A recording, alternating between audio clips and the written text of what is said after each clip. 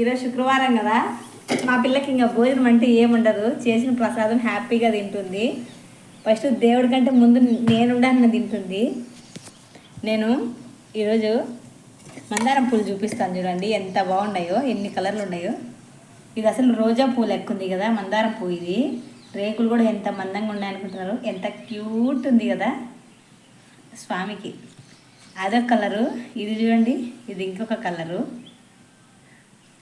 ఇది ఇంకొక కలరు. 3 రకాలు ఉన్నాయి. ఎంత బాగున్నాయి కదా.